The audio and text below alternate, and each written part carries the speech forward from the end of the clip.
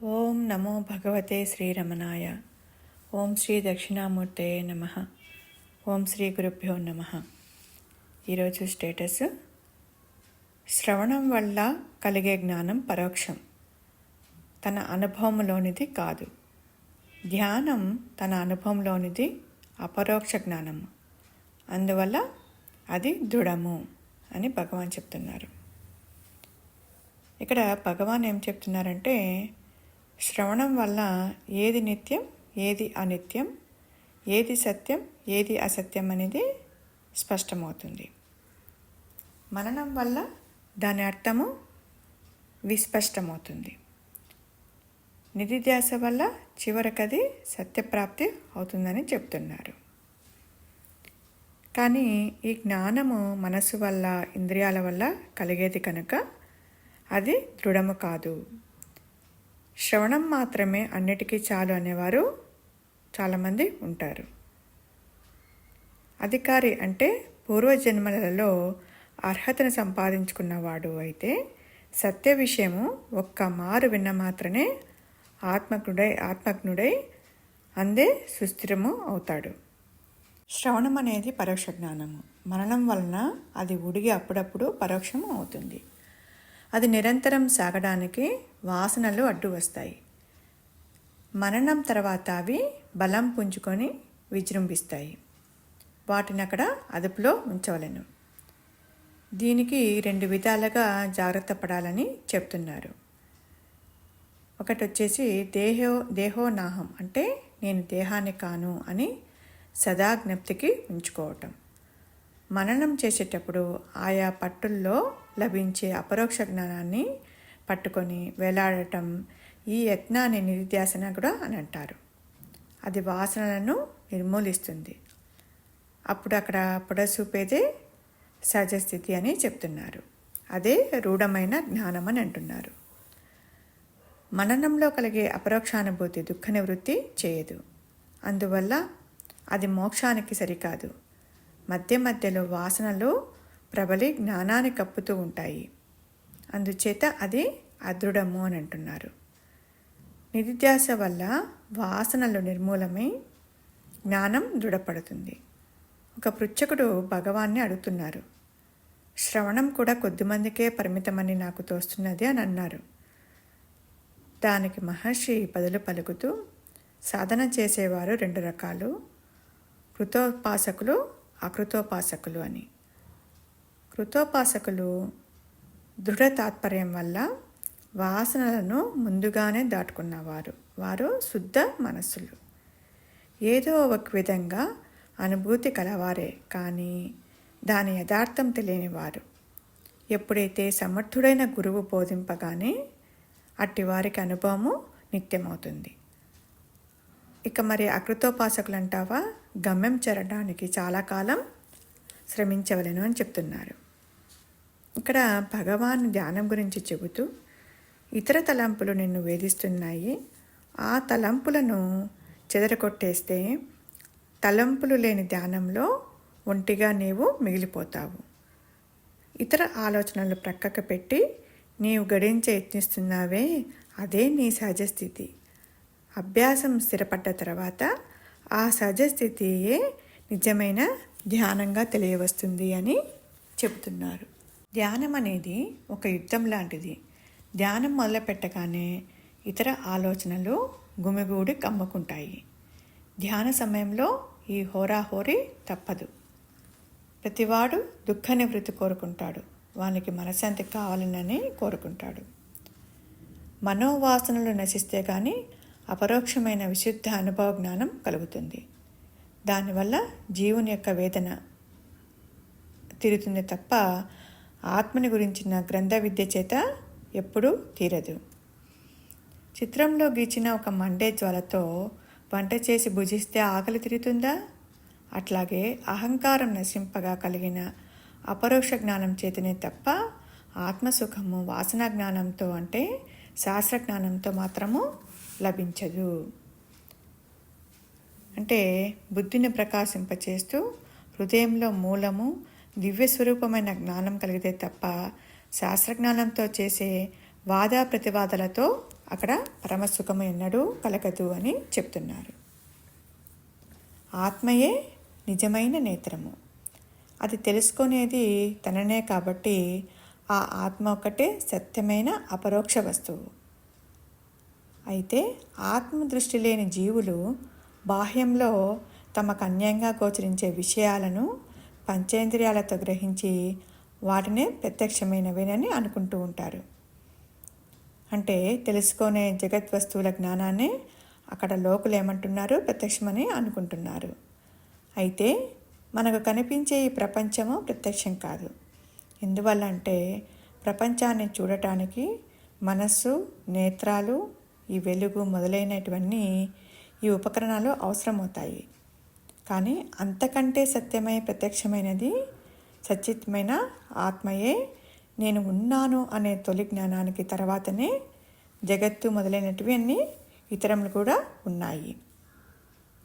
అనంత చక్షువైన ఆత్మకి అంటే అనంత దృష్టి కలిగిన ఈ ఆత్మకి మంచి చెడులు, దేశకాలాలు, కార్యకారణాలు, ఫలితాలు మొదలైన భేదభావాలు లేసమైనా లేని ఆ త్రిపుటిగా చూసే దృశ్యజ్ఞానం కలుగుతుందా? కలగదు కదా. కాబట్టి శక్తివంతమైన జ్ఞానాగ్నిలో ఈ దృశ్యాలన్నీ దహింపబడినప్పుడే ఆత్మమయంగా గోచరిస్తుంది. ఓం శ్రీ గురుభ్యో నమః. కనబడుతుంది. లెక్కలు చూస్తున్నావు? లేదు గురుగారు, అంటే మరి అంటే గ్రూప్ లో మళ్ళీ శైలజ గారు పంపించారు. ఎందుకంటే నేను మొత్తం డిలీట్ చేసి పారేసా గురుగారు. మొత్తం గ్రూప్ లో చార్ట్స్ అన్ని డిలీట్ చేసేసారా మీరు? అంటే ఎక్కువగా తినేస్తుంది అది. గురువు గారు ఏమో వినపడుతుందా ఇప్పుడు? వినపడుతుంది గురువు గారు.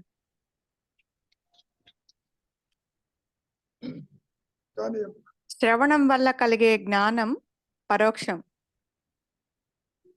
తన అనుభవంలోనిది కాదు.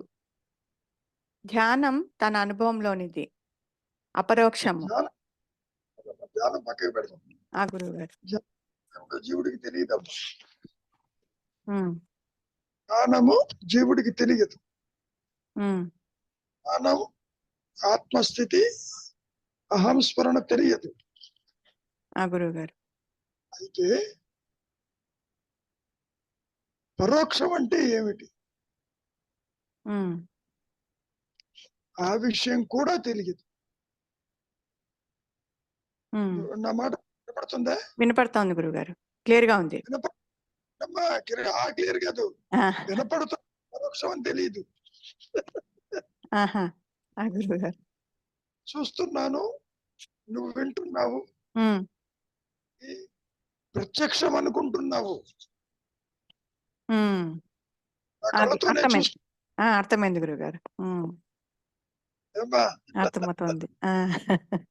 అంటే అది జ్ఞానం అని తెలియదు.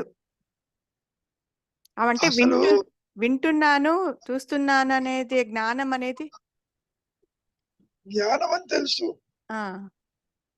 తెలుసు. నేను చూస్తున్నాను, వింటున్నాను, తింటున్నాను, ఇవన్నీ తెలుసు. ఈ పరోక్షం అని తెలియదు. నేను నా కళ్ళతోనే చూస్తున్నాను మిమ్మల్ని, వింటున్నాను. It is a direct perception. అవును గురుగారు, అవును. కాబట్టి ఎంత చెప్పుకున్నా ఇంద్రియాల ద్వారా, మనస్సు ద్వారా అని చెప్పిన జీవుడికి మింగుడు పడదు. ఇద్దరు లేవటమే నేనే చూస్తున్నాను, పరిగెడుతున్నాను, దర్శిస్తున్నాను, కర్మలాచరిస్తున్నాను. కాబట్టి తన స్వరూపము తెలియకపోగా తాను చేస్తున్నటువంటి అనుక్షణం యాక్టివిటీ పరోక్షం అని తెలియదు. గురువు గారు అవును, పరోక్షం తెలిస్తే గొడవే లేదు. అవును అవును గురువు, అవును గురువు గారు. పైగా నువ్వు ఇది ప్రత్యక్షం అంటావు. అవును, నా కళ్ళతో చూశాను, ఈ చెవులతో విన్నాను. ఏమ్మా? అవును గురుగారు. ఉమ్, కాబట్టి పంచేంద్రియముల యొక్క ఫంక్షనింగ్ ఉమ్, నేను చేస్తున్నాను, నేను వింటున్నాను, ఇది ప్రత్యక్షము. ఉమ్, అర్రపోతూ ఉంటారు, ఏదో కనపడుతుంది, నా కళ్ళతో నేను చూశానంటావు. అవును గురుగారు. ఏమ్మా? అవును, అవును. ఇదంతా నేను ప్రత్యక్షంగా చూస్తున్నాను కాబట్టి అది వాడు నిజం అనుకుంటాడు. ఉమ్, ఆ, ఉమ్, అందుకని ఈ జాగ్రత్తావస్థ పరోక్ష జ్ఞానం అని తెలియదు. ఉమ్, దేహాత్మ బుద్ధి రావటం ఏమిటి, ప్రత్యక్షం ఏమిటి అనేది రెండు ఒకేసారి జరుగుతాయి అమ్మా. ఉమ్. ఆ గురుగారు. ఇప్పుడు నిద్ర లేవంగానే దేహంలో ఎన్నో సమస్యలు ఏర్పడతాయి అనుకుందాం. ఉమ్, సమస్యలు నేను ప్రత్యక్షంగా అనుభవిస్తున్నానంటావు నువ్వు. అవును. అవును అబ్బా, గురుగారు. అవును గురుగారు. ఉమ్, కాబట్టి పరోక్షమైన దాన్ని ప్రత్యక్షం కింద తీసుకుంటుంది. ఇది తప్ప ప్రత్యక్షం అనేది ఏది లేదంటుంది. ఉమ్. అబ్బా, ఆ గురుగారు. ఉమ్, ఇక్కడ ఏ విధంగా ఉంటుంది అంటే అబ్బా, ధ్యానం అని అన్నారు చూసా ఇందాక. ఉమ్, తనకు తానుగా ఉన్నది ప్రత్యక్షము, ఇది పరోక్షము అన్న క్లారిటీ ఉమ్, జీవుడు. ఉమ్. ఎందుకని దేహాత్మ బుద్ధి వచ్చింది అంటేనే ఇదే ప్రత్యక్షం. అవును గురుగారు. ఉమ్, ఎన్నడదాకా కళ్ళతో చూశాను, వారు ఉన్నారు, ఈ రోజు లేరు, ఉమ్, ప్రత్యక్షము అని అనుకుంటున్నారు. ఉమ్. ఏమ్మా? ఆ గురుగారు. ఉమ్, చూచే నేను నేను ఇంద్రియాల ద్వారా చూస్తున్నానని అనుకోడు. ఉమ్. ఏమ్మా? ఆ గురుగారు. ఉమ్. నేను ప్రత్యక్షంగా చూస్తున్నాను, చూస్తున్నాను Yes. అనుకుంటాడు. ఉమ్, నేను అక్కడే ఉన్నాను, నేను దర్శించాను, ఉమ్, నేను అనుభవించాను. ఉమ్, ఇక్కడ అర్థం చేసుకోవాల్సింది ఏమిటి అంటే ఇంద్రియ వ్యాపారములు అన్నీ కూడా పరోక్ష జ్ఞానం అన్న జ్ఞానం ఉండదు జీవుడికి.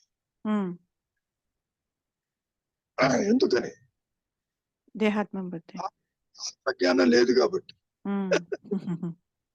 అవును గురుగారు. రూపజ్ఞానం కనుక ప్రకాశిస్తే ఆ మాట అంటాం. ఆ,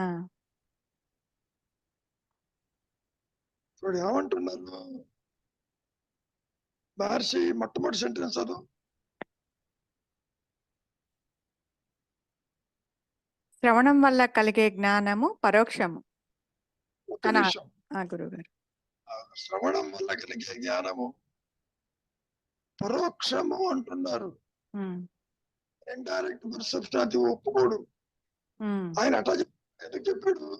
స్వరూప జ్ఞానం ఉంది కాబట్టి. ఉమ్. మహర్షికి స్వరూప జ్ఞానం ప్రకాశించింది కాబట్టి ఆ, శ్రవణం అనేది పరోక్షము, అపరోక్షం కాదు. ఉమ్.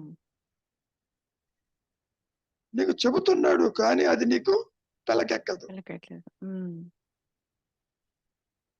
ఏమ్మా? ఆ గురు అర్థమవుతుందా? అర్థమవుతుంది గురుగారు. ఉమ్, నీవు కూడా ప్రత్యక్షంగా నీ ఆత్మని నీవు ప్రకాశించిన స్థితిలో మహర్షి కంటే ఎక్కువగా చెబుతావు. ఇదంతా ఉమ్, కూడా పరోక్షం. ఉమ్. ఆ గురు సోర్స్ ఒకటే. సోర్స్ ఒకటే. ఉమ్, కాబట్టి శ్రవణం వల్ల లేదా ఇంద్రియ వ్యాపారాల వల్ల, శ్రవణం అంటే శ్రోత ఇంద్రియమే కదా, అవును, అవును గురుగారు. ఉమ్, చక్షు వల్ల, ఉమ్. శ్రోత, చక్షు, రస, రసం. ఆఘ్రాణ, స్పర్శ, ఉమ్, ఉమ్, ఈ పంచేంద్రియములు అన్నీ కూడా పరోక్ష జ్ఞానము అని అర్థం. ఉమ్. ఆ గురువు గారు. ఆ తర్వాత ఏమంటారు చూడు, తన అనుభవంలోనిది కాదు. ఒక్క నిమిషం. తన అంటే తన అంటే లేదంటే ఏంటి, తన అంటే ఏంటి, అలా తీసుకోవాలి. తన అంటే దేహాత్మ బుద్ధిలో ఉన్న మాయనేనికి. మాయ అనేది కాదమ్మా ఇక్కడ చెప్తుంది. ఆ, తన అనుభవం అంటే అనుభవం, ఆ గురుగారు ఆత్మ అనుభవం. ఆత్మ అనుభవం. సరే. శ్రవణం వల్ల కలిగే జ్ఞానం పరోక్షము, తన అనుభవంలోనిది కాదు. అంటే ఆత్మ అనుభవంలోనిది కాదు. ఎగ్జాక్ట్లీ. తన అంటే ఆయన ఉన్నదే ఆత్మ, మీరందరూ ఆత్మజ్ఞులే అని చెప్పడం ఆ దృష్టిలో మాట్లాడుతున్నారు. తన అనుభవంలోది కాదు అంటే నేను ఉన్నానన్న జ్ఞానంలోనిది కాదు. ఇది కాదు. ఎంత చెప్పినా జీవుడికి ఇది అర్థం కాదు. ఎందుకని? మూలము ప్రకాశిస్తున్న పరోక్ష జ్ఞానంలో కూరుకుపోయినాడు. అవును గురుగారు, అవును. కాబట్టి ఏం చెయ్యాలి? నువ్వు చేయడానికి అంటే ఏది లేదు. అది ముందు ప్రకాశించాలి. ఆత్మ ప్రకాశం నీ చేతుల్లో లేదు. మళ్ళీ అనుగ్రహం చేతనే అన్నారు అక్కడ. అవును గురుగారు. ఏమా? అవును గురుగారు. ధ్యానము అంటే ఆత్మస్థితి. నువ్వు చేసే జపతపాదులు కాదు ఇది ధ్యానం. ఇది కూడా పరోక్షమే. నీవు చేసే జపము కానీ ఇక్కడ ధ్యానము తన అనుభవంలోనిది అపరోక్షం అని అంటున్నారు గురుగారు. దీన్ని ఎలా తీసుకోవాలి? నువ్వు అనుకునేది కాదంటున్నా. త్రిపుటి కాదు. త్రిపుటి కాదు. ధ్యానము అంటే జపము కాని జపము ఆత్మస్థితి చెబుతున్నారు ఇక్కడ. అహమహమితి స్మరతి, నేను ఉన్నానని ఆత్మ చెబుతుంది. అది అపరోక్షం. విన్నది పరోక్షము అని. ఇది మింగుడు పడదు. ఎందుకని? మూలము తెలియదు కాబట్టి. గురువు గారు తేడా అర్థమవుతుందా? అర్థమైంది గురుగారు. మెడిటేషన్ అన్నా, ధ్యానం అన్నా, అపరోక్షమన్నా, తురీయమన్నా, అహంస్మరణన్నా, సహజ స్థితి అన్నా అది ఆత్మకి సంబంధించింది. పరోక్షమన్నా, దేహాత్మ బుద్ధి అన్నా, ఇంద్రియ వ్యాపారములన్నా, జీవుడు జగత్తు ఈశ్వరుడన్నా, చూస్తున్నా, వింటున్నా, తింటున్నా, పుడుతున్నా, పోతున్నా, ఇవన్నీ కూడా పరోక్షం. అంటే ఒక మీడియం ద్వారా వెళ్తుంటాయి. ద్వారా చూస్తుంటాము, చెవుల ద్వారా వింటుంటాం. ఇట్లా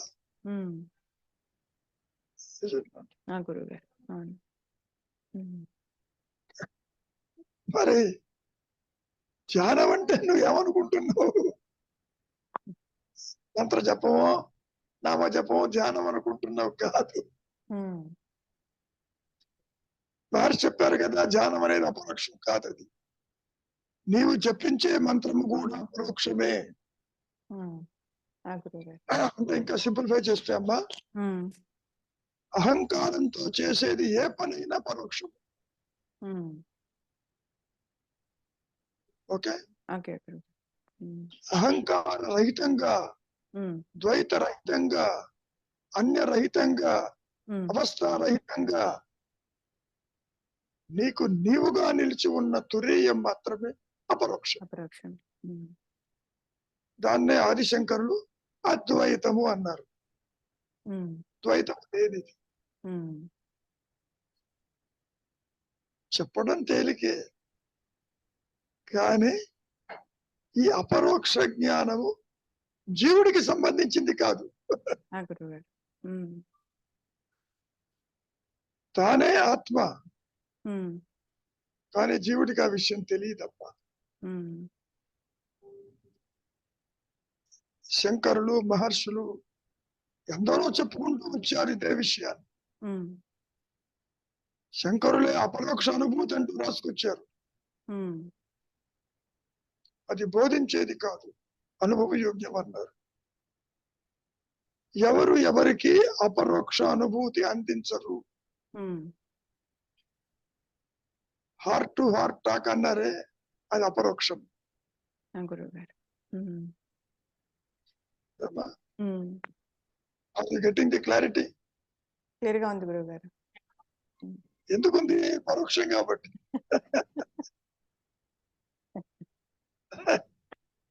పరోక్షమైంది ఎప్పుడు క్లియర్ గా ఉంటుంది, అపరోక్షమే అయోమయంగా ఉంటుంది. నా ఆత్మ నాకు తెలియటం లేదు, ఎన్ని జన్మలు ఎత్తాలో, ఎంతకాలం పడుతుందో. కారణం, ఈ ఇంద్రియాలతో, ఈ మనస్సుతో ఆత్మని తెలుసుకోవాలని అనుకుంటున్నావు కాబట్టి అది కుదరదు. ఉమ్, ఏమ్మా? ఆ గురుగారు. ఉమ్, ఇంకేమైనా ఉందా అక్కడ? అయిపోయిందా? అంతే గురుగారు. ఒకసారి పూర్తిగా చదువు. శ్రవణం వల్ల కలిగే జ్ఞానము పరోక్షము, తన అనుభవంలోనిది కాదు. ధ్యానము తన అనుభవంలోనిది అపరోక్షము, అందువల్ల అది దృఢము. అంటే ధ్రువం అంటే ఏంటి? చెక్కు చెదరనిది, నిలదొక్కునిది. మార్పు లేనిది, శాశ్వతమైనది, సత్యమైనది, నిత్యమైనది, అనంతమైనది అని చెప్పడం. ఆ గురువు గారు. ఆయన Ravi, are you getting it? అర్థమైంది గురువు. అంటే జ్ఞానము తప్పించి భిన్నంగా తనకి ఏదిన్నా సరే అదంతా తన జ్ఞానం కాదు, అంటే తన అనుభవంలో ఉంది లేనిది.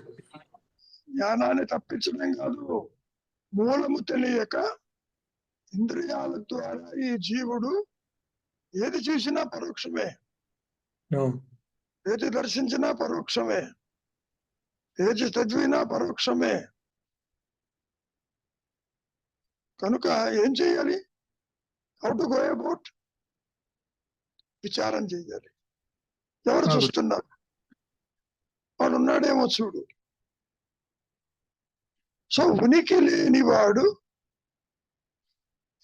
ఏర్పరుస్తున్నటువంటి యొక్క స్థితి ఇది పరోక్షం అనేది. అన్యత్వం అనేది అక్కడ ఏర్పడింది, ఆత్మకు అన్యత్వం లేదు. కాబట్టి పరోక్ష జ్ఞానము తల ఎత్తకపోతే ఏది మిగిలి ప్రకాశిస్తుందో అది నీ సహజత్వము, అది అపరోక్షము, అది తురీయం. Are you getting the point? అర్థమైంది గురుగారు. అంటే పరోక్షం అంటే తనకన్నా భిన్నంగా ఏదైతే ఏ జ్ఞానం అయితే ఉందో అదంతా పరోక్ష జ్ఞానమే, తనకు సంబంధించింది కాదు. అంటే అసత్యము అని అర్థం. సింపుల్ గా ఉనికి లేనిది అని అర్థం. ఏనాయనా? గురుగారు. ఉనికి లేదు, స్వయం ప్రకాశం లేదు ఇక్కడ. నువ్వు అంతవరకు దేనికి? నువ్వు దేహాన్ని చూస్తున్నావు, దేహం నాది అంటున్నావు. దేహానికి ఉనికి ఉందే? లేదు గురుగారు, లేదు లేదు. పోనీ చెప్పేవాడికి ఉనికి ఉందే? వాడికి లేదు. స్వయం ప్రకాశము లేని మాయా నేను చేసేటటువంటి వ్యవహారం అంతా కూడా పరోక్షమే, మన ఊహాజనితం, స్వప్నతుల్యము. అట్లా జాగ్రత్త కావచ్చు, కళ కావచ్చు, నిద్ర కావచ్చు, ఈ మూడు కూడా కల్పనలు. ఏమైనా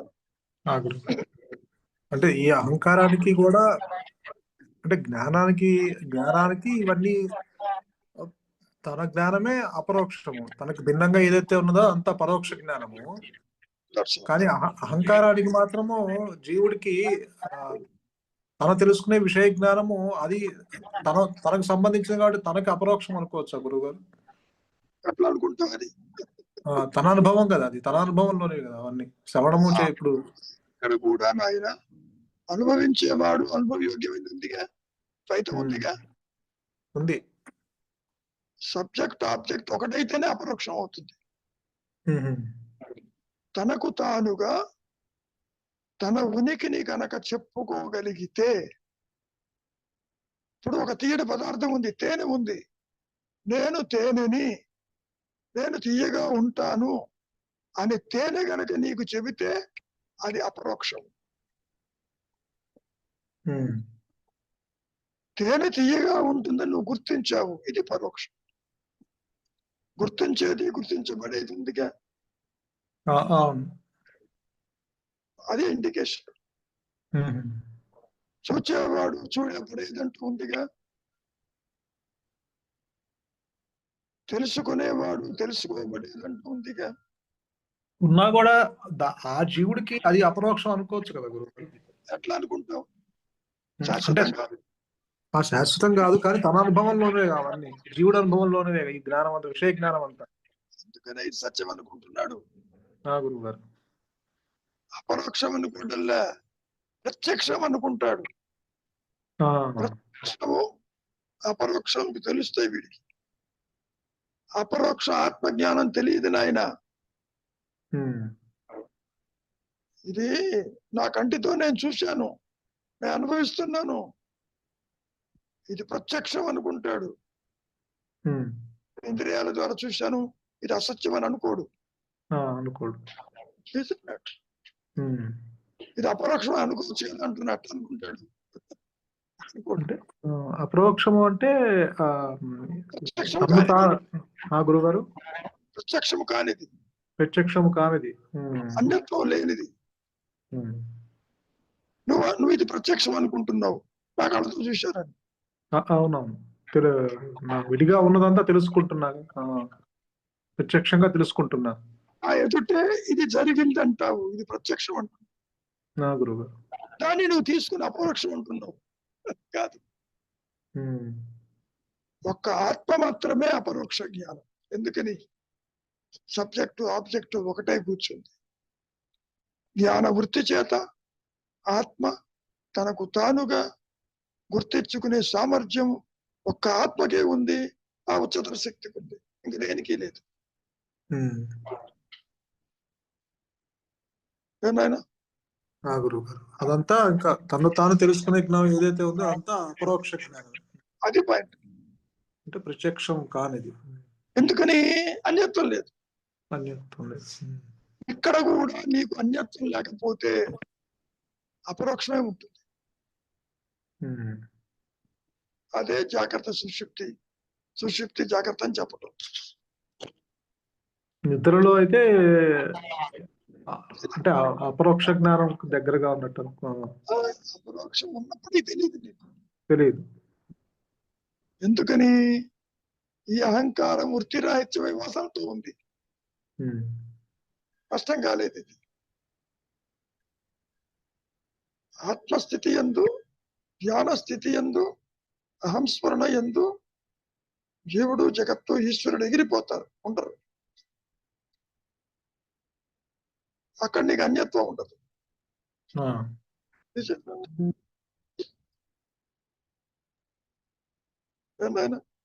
గురువు గారు అంటే అయితే అదే శంకరులు కూడా అంటారు కదా గురు, ఆత్మని తెలుసుకోవడానికి మరొక జ్ఞానము అవసరం లేదు, అంటే వేరే జ్ఞానంతో మనం తెలుసుకోలేము. ఇక్కడ దానంతటిది ప్రకాశిస్తున్న సంగతి నీవై ఉన్నావని వారు గుర్తించారు కాబట్టి చెబుతున్నారు. అక్కడ ప్రకాశించింది. అహం బ్రహ్మస్మి, ఆ బ్రహ్మమే నేనని చెప్పింది అక్కడ.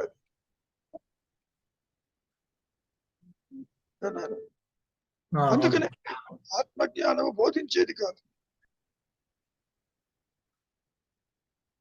వారు ఎన్ని చెప్పినా ఇవన్నీ సూచనలు, ఇండికేటర్స్ మాత్రమే. ఓకే, ఆ గురువు గారు. శ్రీనివాసరావు గారు ఏమన్నా చెప్పండి. ఈ హజన్ మోర్ ప్లాట్ ఆఫ్ రీసెర్చ్ అన్న మహర్షి ఎక్కడెక్కడో తెచ్చి మనకు అందిస్తూ ఉంటారు మిఠాయి బాండారులాగా.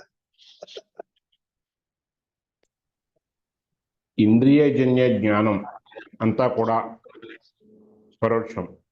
అంతే. ది నాలెడ్జ్ దట్ ఇన్వాల్వ్స్ త్రిపుటి, ఇట్ ఈజ్ అపరోక్షం. అంతే కదా సార్? త్రిపుటి కూడా పరోక్షమే. త్రిపుటి ఇన్వాల్వ్ అయిందంటే అది అపరోక్షమే. కాదు నాయన, త్రిపుటి అంటే మెడిటేటర్, మెడిటేషన్ ఆఫ్ మెడిటేషన్ పరోక్షమే. అపరోక్షం అంటే ఒక ఆత్మ మాత్రమే. అన్యత్వము లేదు. ధ్యానంలో ఈ మూడు ఉంటాయి కదా? ఉండవు. ధ్యానంలో ఉంటుంది, ద్వైతంలో ఉంటుంది, దేహత్వ బుద్ధిలో ఉంటుంది, జాగ్రత్త స్వప్న సుషుప్తుల్లో ఉంటుంది. అంతవరకు శ్రవణం మీరు ఎక్కడ చేస్తారు? నిద్రలో చేయరు, జాగ్రత్తలో చేస్తారు, స్వప్నంలో చేస్తారు. ఇవన్నీ ఇంద్రియాలతో కనుక్కునేవే కదా, ఇంద్రియాల ద్వారా తెలిసేవేగా. ఏనాయనా? ఇంద్రియాల ద్వారా తెలిసేవే కదా, కనుక అవి పరోక్షమేగా. ఇంద్రియాల ద్వారా తెచ్చేంతా కూడా ఇండైరెక్ట్ పర్సెప్షన్స్, అపరోక్షం కాదు. ఒక ఆత్మజ్ఞానమే అపరోక్షం. ఆత్మజ్ఞానం అపరోక్షం, ఇంద్రియజన్య జ్ఞానం పరోక్షం. కానీ ఈ పరోక్షమే ప్రత్యక్షం అనుకుంటున్నాం. అవును, ఇంకేదంటే నా కళ్ళతో చూసి అంటాడుగా. విన్నాను. కాబట్టి నేను ఉన్నాను అన్నది మాత్రమే అపరోక్షము. నేను చూచాను, నేను విన్నాను, నేను అనుభవిస్తున్నాను, నేను పుడుతున్నాను, నేను పోతున్నాను అనేవన్నీ కూడా పరోక్ష జ్ఞానము, సత్యం. అందుకని అపరోక్షం లేకుండా పరోక్షం ఉండదు. పరోక్షం లేకపోయినా అపరోక్షానికి వచ్చిన ఇబ్బంది లేదు.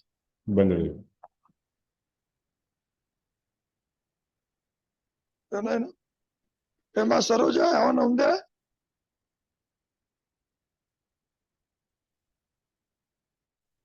ఏం లేదు గురువు గారు.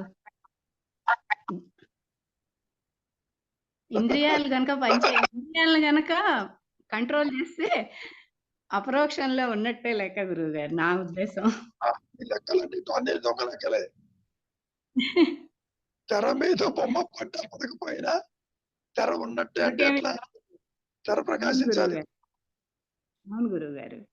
నువ్వేమో తనేమంటారు, ఒక్క దోగ పెట్టి గోదావరి ఇదినట్టు ఇంద్రియాల వెంట ప్రపంచం అంతా తిరుగుతుంటే ఇది అపరోక్షం అంటే ఎట్లా?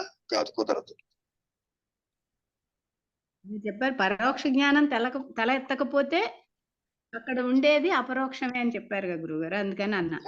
ఉండేది సరే, అది నీ అనుభవానికి రావాలి. అదే గురువు గారు. నువ్వేం చేస్తున్నావు? తెర మీద బొమ్మ పడకపోతే వెళ్ళిపోతున్నావు, తెరను చూడాలే. నువ్వు తెరను చూడాలి అంటే ఒక్క అనుగ్రహం చేతనే ఆత్మ ప్రకాశిస్తేనే తప్ప ఈ స్టేట్మెంట్ కి నీకు అవగతం కాదు. అంతవరకు మహర్షైనా శంకరులైనా ఎందుకు చెప్పుకొచ్చారు? స్వరూప జ్ఞానం ప్రకాశించిన తర్వాత దగ్గర మనసుతో చెబుతున్నారు. నా దృష్టిలో ద్వైతము అద్వైతం లేదు అసలు. పరోక్షము అపరోక్షం అనేది కూడా లేదు. ఉన్నది ఎరుక మాత్రమే, ఉన్నది అవేర్నెస్. ఆ అవేర్నెస్ ని అపరోక్షము అనే పేరు పెట్టడం నీ అవగాహనకే తప్ప దానికి అసలు పేరు లేదు. ఎగ్జిస్టెన్స్. జీవుడు, జగత్తు, ఈశ్వరులు తల ఎత్తరు అక్కడ. సృష్టి ఉండదు. సృష్టి లేకపోతే పరోక్షం ఎక్కడ? చూచేవాడెవడు? ఎక్కడ పుడతాడు? ఎక్కడ పుడతాడు? కాబట్టి ఉండదు. ద్వైతము అద్వైతం అంటే ఎక్కడ లేదు. ఆ గురువు గారు. ఒప్పుకోవటానికి అద్వైత సిద్ధి అంటున్నారు. ఎవరికి అద్వైత సిద్ధి? జీవుడికా? లేని జీవుడికే కాదే.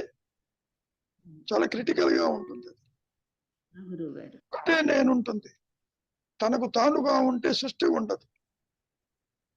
ఆ నేను ఆధారంతో పరోక్ష జ్ఞానం ఏర్పడుతుంది. జీవుడు, జగత్తు, ఈశ్వరుడని, జరణ మరణాలని, బంధ మోక్షాలని ఇట్లా ఏర్పడుతూ ఉంటాయి. ఇంకా సింప్లిఫై చేస్తాను. మాయ అంతా కూడా పరోక్షం, ఆ గురువు గారు. ఆ, అతీతం అంతా అపరోక్షం. ఆ, ఏమ్మా? ఆ గురువు గారు. ఆ గురువు గారు. నీవు ఎప్పుడైనా గుర్తించుకో, నువ్వు అన్యత్వాన్ని చూస్తున్నావు అంటే మాయ ఆవరించింది నీకు. అవును గురువు గారు. అన్యత్వం లేదు, నీవుగా ఉన్నావు. అదే ధ్యానము, అదే అపరోక్షము, అదే సత్యము, అదే మృత్యుంజయము. మృత్యు అనేది అక్కడ. జన్మ గురువు గారు. అసలు పుట్టుకెళ్ళేదంటే జన్మ ఏమిటి? నేను జనన మరణాలు లేవు అని లేవని అక్కడ తెలుసుకోవడానికి నీవు ఉండవు. అక్కడ అవును గురువు గారు. అవును. మాట్లాడినట్టు అక్కడ మాట్లాడలేవు, ఉండవు. కాబట్టి ఆ గురువు గారు. ఏమా ఆ గురువు గారు. అర్థమైంది గురువు గారు. ఏమా పద్మజ, ఇంకేమైనా ఉందా? అంతే. అంటే మాయలో చెప్పుకోవడానికి పరోక్షం అపరోక్షం చెప్పుకోవాల్సి వస్తుంది కదా గురువు గారు. చెప్పుకున్న ఉపయోగం లేదుగా. అదేమన్నా తీపి కారం లాంటిదే చూసుకోవడానికి. పొగరు పులుపు లాంటిది కాదు కదా. అవును గురువు గారు. అంటే సాధకులకి అంటే ఇప్పుడు ద్వైతము అద్వైతం అని ఒకేసారి ఉన్నదే అద్వైతం అని చెప్పినప్పుడు అది అర్థం కాదు కదా. ఓకే. ఇప్పుడు మనకి అర్థమైతే లేదు గురువు చెప్పమ్మా. లేదు గురువు గారు. ఆత్మస్థితి మనస్సుకి అందేది కాదు.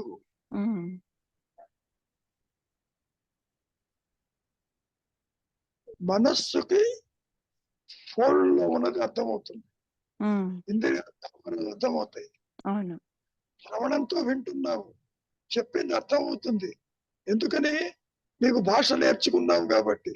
గురువు గారు. అవును. మాట్లాడితే నీకు అర్థం కాదు. బట్టి నీవు నేర్చుకున్నదే అర్థమవుతుంది, అవును గురువు గారు. నువ్వు చేసింది అర్థమవుతుంది, నీ ఇంద్రియ వ్యాపారాలకి అనుభవించింది అర్థమవుతుంది. అవును. అవును గురువు గారు. అవును. ఇంద్రియాలకి అతీతమైంది, అవస్థలకు అతీతమైంది నీ స్థితి నీకు అర్థం కాదు. నువ్వు గుర్తించలేవమ్మా. గురువు గారు.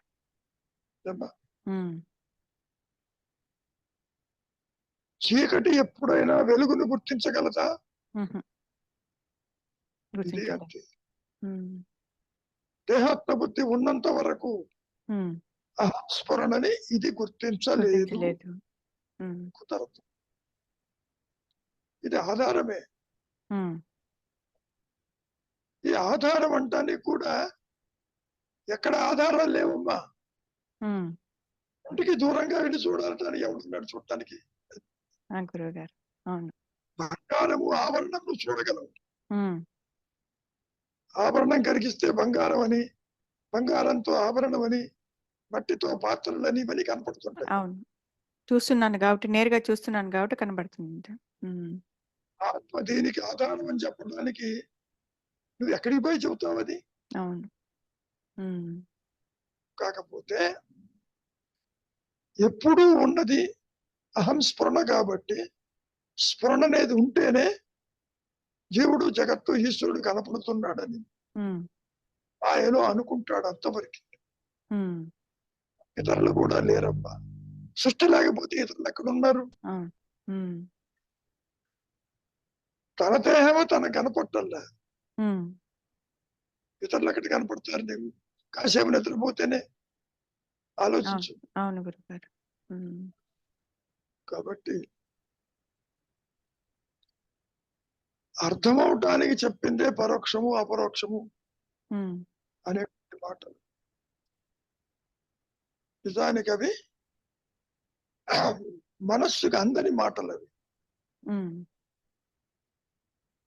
ఇప్పుడు చెప్పారనుకోమ్మా, నీవే అదే ఉంటూ తెలియదంటావు ఏంటంటే ఏమంటావు?